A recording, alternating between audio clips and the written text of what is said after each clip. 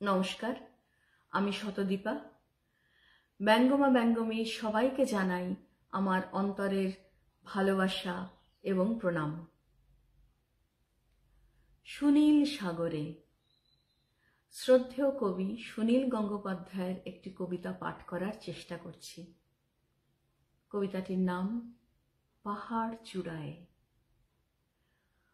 অনেকদিন থেকেই আমার একটা পাহাড় কেনার শখ, কিন্তু পাহাড় কে বিক্রি করে তা জানি না।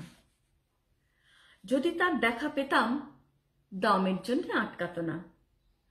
আমার নিজস্ব একটা নদী আছে, সেটা দিয়ে দিতাম পাহাড়টার বদলে। কে না জানে পাহাড়ের চেয়ে নদীর দামই বেশি। পাহাড় স্থাণু, নদী বহমান। তবু আমি নদীর বদলে পাহাড়টাই কিনতাম, কারণ আমি ঠকতে চাই। নদীটাও অবশ্য আমি কিনেছিলাম একটা দ্বীপের বদলে। ছেলেবেলায় আমার বেশ ছোটখাটো ছিমছাম একটা দ্বীপ ছিল, সেখানে অসংখ্য প্রজাপতি। শৈশবে দ্বীপটি ছিল বড় প্রিয়। আমার যৌবনে দ্বীপটি আমার কাছে মাপে ছোট লাগলো। প্রবহমান ছিপছিপে তন্বী নদীটি বেশ পছন্দ হলো আমার। বন্ধুরা বলল, ওইটুকু একটা দ্বীপের বিনিময়ে এত বড় একটা নদী পেয়েছিস, খুব জিতেছিস তো। তখন জয়ের আনন্দে আমি বিহ্বল হতাম। তখন সত্যি আমি ভালোবাসতাম নদীটিকে। নদী আমার অনেক প্রশ্নের উত্তর দিত। যেমন, বলো তো আজকে সন্ধ্যাবেলা বৃষ্টি হবে কিনা। সে বলতো, আজ এখানে দক্ষিণে গরম হাওয়া, শুধু একটা ছোট্ট দ্বীপে বৃষ্টি। সে কি প্রবল বৃষ্টি, যেন একটা উৎসব। আমি সেই দ্বীপে আজ যেতে পারি না।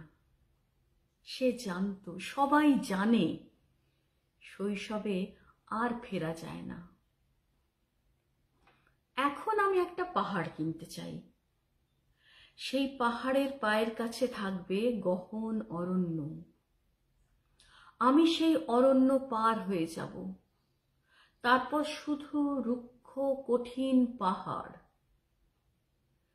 একেবারে চূড়ায় মাথার খুব কাছে আকাশ, নিচে বিপুলা পৃথিবী, চরাচরে তীব্র নির্জনতা।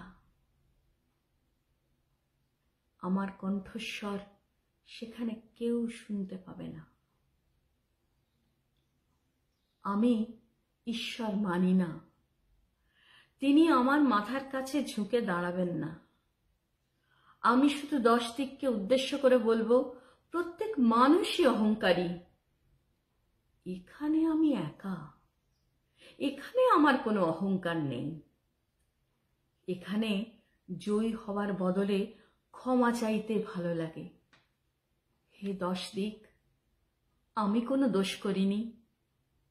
আমাকে ক্ষমা করো, ক্ষমা করো।